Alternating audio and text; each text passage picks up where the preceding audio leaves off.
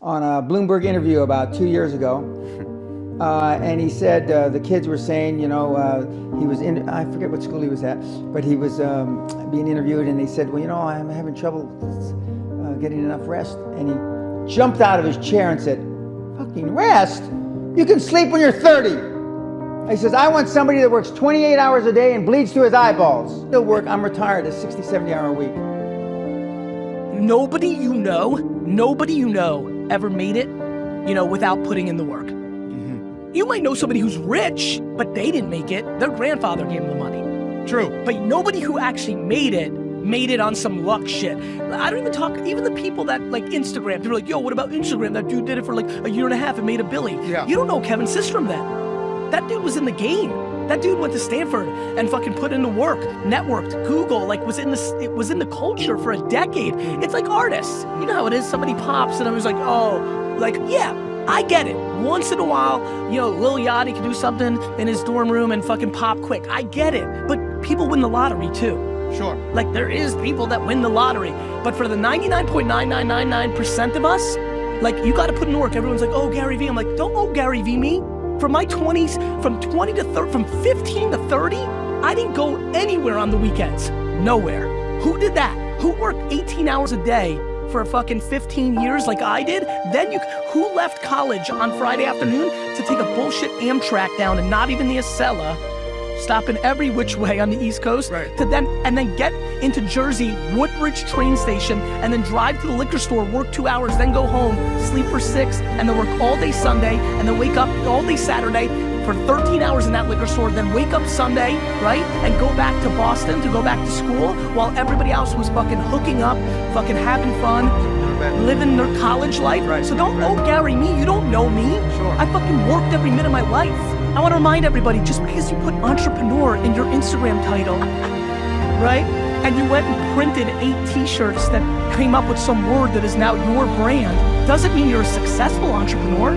I could put basketball player in my fucking bio. I play ball. Guess what? I don't get paid. Right. There's a big difference between being an entrepreneur and being a successful entrepreneur. Look, I believe in optimism, right? But if you don't back your optimism manifestation with fucking work and smarts, nothing is gonna, I can manifest that I want to be the quarterback of the New York Jets, which I would love to be. But if I'm not 6'5", 6'4", and could throw a cannon arm and fucking threw 80,000 footballs between 9 and 18, I'm not gonna be the quarterback of the New York Jets. Ed Reed, Hall of Famer, right? He said something to me the other day. I was in LA last week for the ESPYs. We were just, shooting the shit. And he said that he knew what the team was gonna do, running or passing, because of one player on the team that he followed his whole career by the way the guy stepped out of the huddle. Then he would watch him, and if the guy put his right foot out to the right and had a hop, he knew they were throwing because he was hyped that he was gonna get a chance to get the ball. Yeah. And if he went left foot inside, he knew it was a run because the receiver was checked out. What does my average daily schedule consist of? Oh, that's fairly straightforward. I get up around somewhere between 6 and 8, and then I work till 10, as hard as I can, flat out, every single day. So, and I've been doing that with very little variation, although it's been much more extreme in the last year, since 1985. I would say 14 hours a day, at least 14 hours a day, and so that's about 100 hours a week. If you work 13% longer hours, you make 40% more money. It's non-linear. So you think, why is that? Well, imagine you had 10 employees and one of them works an extra 10%. It's not much. Well, how often is that person going to be promoted? Assuming you have a clue as a boss. It's like you're going to look at the 10 people and you're going to think, oh, that guy's always here 45 minutes early. It's like, why don't we give him the promotion? Obviously, right? So these small edges that you can manage like that, work an extra 10% or extra 13%, have non-proportional payoffs. That's part of the Pareto distribution. I think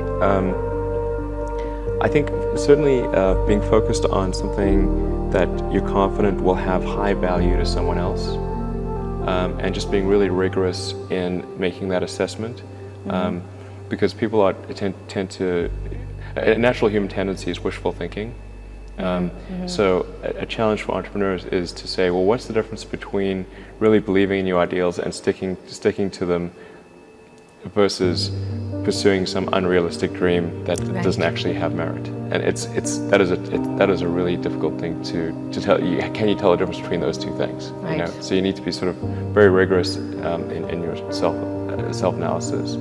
I think certainly extremely tenacious,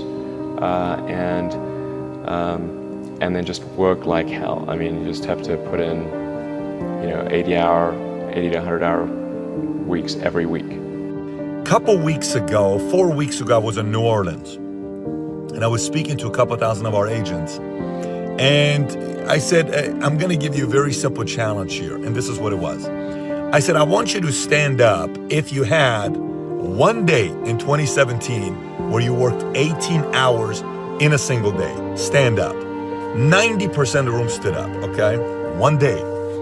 Then I said, I want you to stay standing if you made 200 phone calls in a week and ran 20 appointments in a week, which in our world, that is the minimum. I ran, that was my goal every week for years, 200 phone calls a week and 20 appointments per week. And all of a sudden I said, I want you to stand up if you did that for at least 4 weeks in a row, which is 1 month. And all of a sudden you saw, out of the 2,000, only 100 were standing. Then I said, I want you to stand up if you did that for 2 months in a row. Then you saw everybody was standing, and all of a sudden, boom, comes down to only 8 people. Then I say, stay standing if it's 3, and it's 3 people stood up. Then I said 4, only 2. And at 7, only 1. And the person that stood up, that was only 1, they did it for 7 months in a row. That person made over $1 million last year, okay? And they've only been working with me for 3 years. They made over $1 million last year. Now, why is that? Creativity is very much honored in the work environment. People that go beyond to try to solve problems for the organization, their teams, their managers, their bosses, those are the ones that succeed in life. If all of a sudden you try and define your work ethos by some kind of definition of your job, then you're going to fail. The whole point is you're there to make the business work.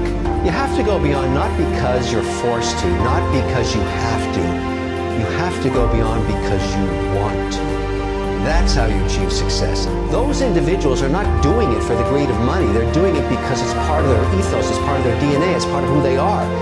Those are the people I seek.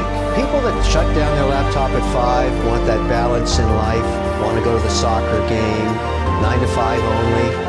They don't work for me, I can tell you that. I hope they work for my competitors.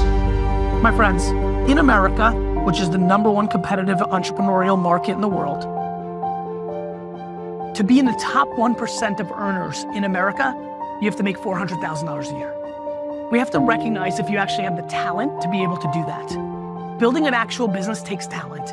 You don't get to just build $1 million business because you read a book, or because you want it, or because The Secret's gonna fucking help you do it if you wish for it enough. It's not how shit works. There's no 17-step process if you suck. There's no 17 fucking step process for me to be fucking the best basketball player in the world. It doesn't exist. There's no fucking 17-step process to make me fucking Beyonce. It doesn't exist. We have to, at all costs, reframe the conversation of entrepreneurship and building businesses. If you actually took a step back and became honest with yourself and deployed self-awareness and understood what you were good at and what you were bad at. I understood that I was built like a robot, that I don't need to drink, that I don't need to eat, that I don't need to fucking sleep. Well, I need to sleep, let me rephrase. But I definitely don't need to eat and drink, right? To work 18 hours a day, and that is my competitive advantage. I don't work 18 hours a day because it's fun. I don't work 18 hours a day because it's cool. I don't work 18 hours a day for kicks and giggles. I work 18 hours a day because I want to win, I want something, and it is the thing that I can do better than anybody I've ever met. I've never met anybody in my entire life who can work 18 hours a day, every day, forever, until they die. There's a huge sacrifice that people don't think about. Most people think, oh, I'm going to start a company, 2 months later it's going to be worth $1 billion, and I'm going to make a fortune. That is actually not what happens to 99% of people. 8 out of 10 fail. They have to do it 3 times. They spend a decade before they get their hit, or they work at one company for 15 years and they finally get an exit. It's more like that, and the personal sacrifice is huge. There is no soccer game on Saturday. There's no Sunday dinner with the family. You're working because some guy in China or in India or some woman out there is kicking your ass, because we're in a global competition now. And so I don't care what your business is, men, women, you have to understand that you're going into a huge lifestyle change. And I tell people it's not for everybody. Don't do it if you don't have the stamina to get kicked around and driven into the ground and get up and do it again and beaten up by people that tell you, this is not kumbaya stuff, this is hardcore stuff. And I meet many entrepreneurs that are in tears saying, I can't go on, I haven't seen, you know, my significant other in 2 weeks. It happened to me in a class. I mean, I'm not sure how you're going to take this story, but I'm going to tell it to you anyways, okay? End of a class, 9 at night, 600 people. There's a fellow up at the top puts up his hand and say, Mr. O'Leary, look, I have to ask you a question. I haven't said anything all class, but I'm really hurting. Can you help me? And I said, what's your problem? Class goes dead silent, because it's not going to be about business. And he said, today, my fiance came to me and said that I have to make a decision between our relationship and the business. And I said, oh, I'm not Dr. Phil here, but let's hear it. This guy had, in his dorm room in undergrad engineering, built an online cloud-based compliance tool for hedge funds with under 250 million to help them reduce their costs, a subscription service. The guy had a run rate of $5 million. He hadn't even graduated yet. I'm licking my chops at this business. This is fantastic. And then he said, but I have no time. And I never see my fiancée, and she wants me to come be with the family on Sundays, just once. But I'm doing my compliance downloads on Sundays, and I have to deal with my customers because I got to be back to class at 8 o'clock in the morning on Monday. Now the class is looking at me saying, okay, big guy, what's the answer? I said, everybody, let's be pragmatic. Which is easier to replace? Your business or your fiancé? Clearly that match was not right, because if you're going to get into a relationship with an entrepreneur, man or woman, it doesn't matter. You have to understand what drives them. It's not going to be a successful union. It's not going to work. I think he made the right decision.